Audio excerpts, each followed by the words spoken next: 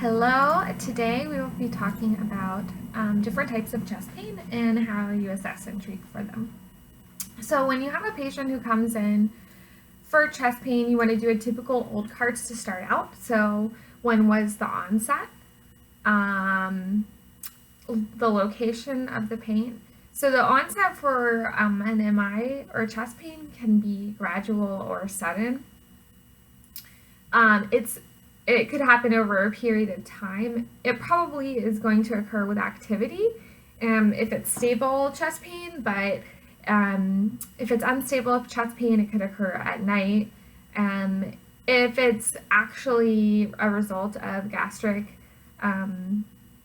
reflux, then it could be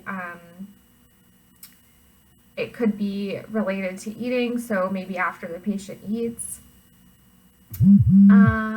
And if the chest pain gets better with rest, then you're going to think it's probably a stable chest pain. The location could be anywhere here. The back, women and diabetics are going to have a more typical location of pain. D is duration. So chest pain usually should only last until after you take the nitro. And if it does not get better after you've taken nitro, then the patient needs to go to the hospital because that is unstable chest pain and they could be having an MI. In general, you would take 3 doses of nitro. That would be the max, is 3 doses, and you would take 1 every 5 minutes until the chest pain is gone. And what nitro does is it allows the blood vessels in the heart to dilate, which makes it so that it's easier for the heart to get oxygen. Whatever plaque is in there is now, so the plaque was previously going all the way from the top to the bottom of the blood vessel. Now the blood vessel is expanded and then the blood can get through. So you're not having that pain because the tissue is now able to get blood. And then characteristics. So kind of with GERD, you're going to expect like a burning pain after eating. If it's something related to an MI or stable or unstable chest pain, you're going to be kind of more looking for a sharp pain. And the pain is so sharp that the patient will go, kind of that kind of thing. And that is called Levine's sign, when they put a chest or fingers to their chest to indicate, pain. And it's going to be a crushing substernal pain.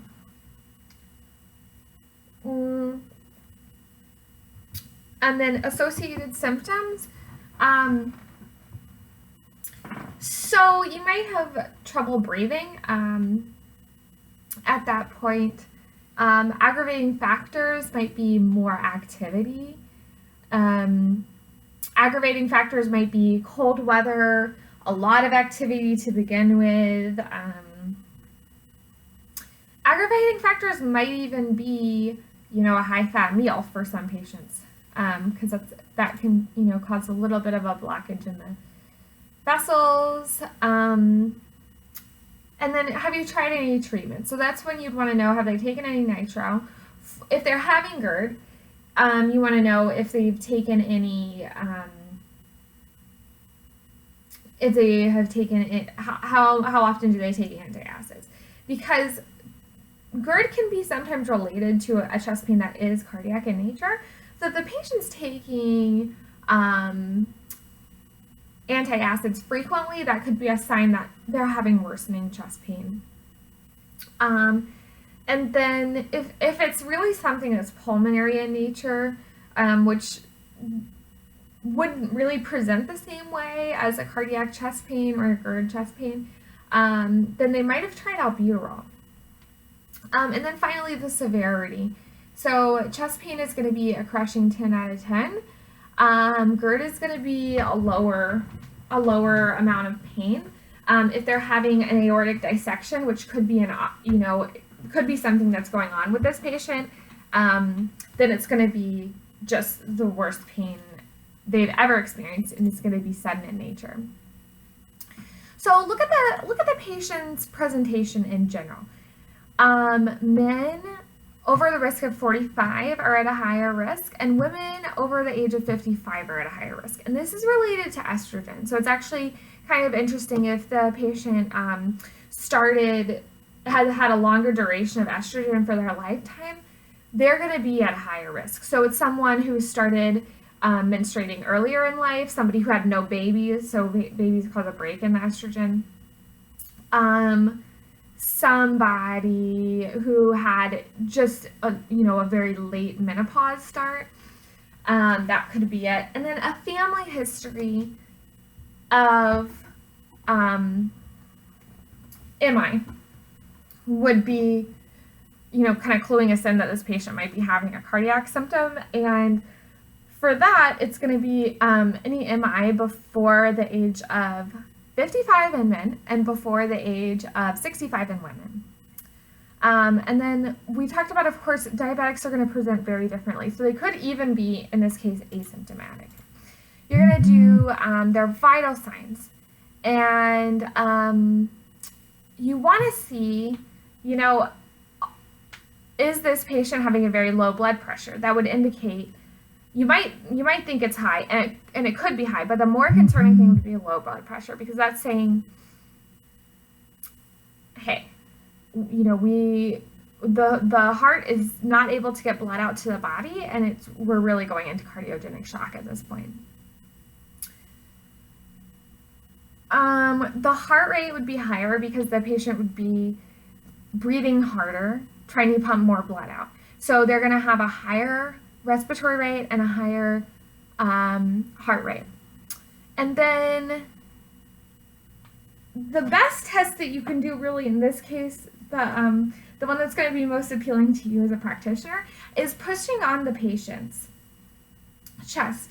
So if you can push on the patient's chest and reproduce the pain, that indicates to you that the pain is reproducible and it's musculoskeletal. It is not cardiac in nature. They might have pulled something, but it's not causing a cardiac issue, which means you don't have to go into all of these really compelling tests.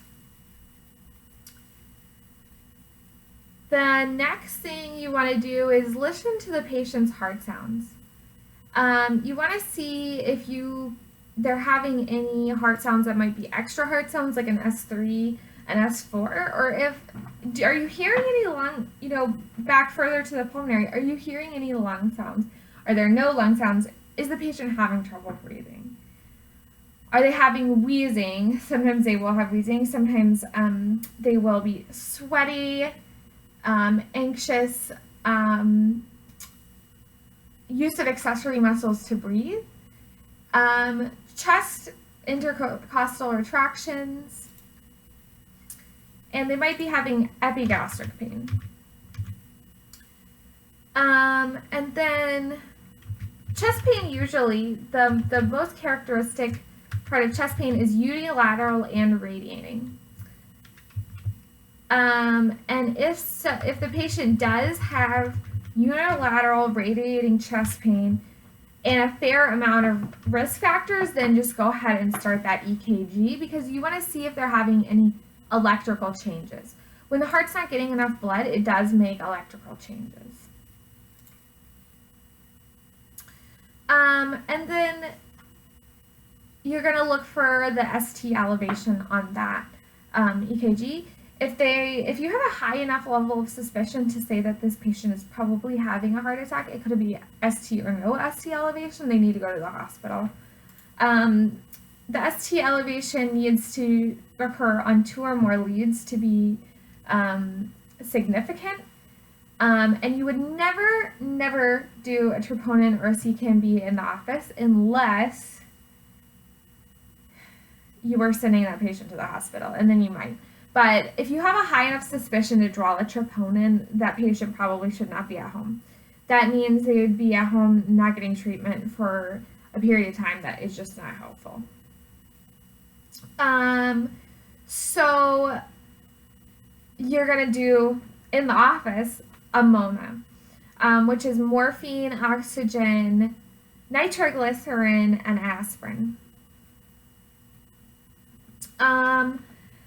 You might draw some labs, you might not. You want to see a CBC, you want to rule out the anemia. You want to do a lipid panel to look at the cholesterol. A CMP to see, do they have the right amount of potassium?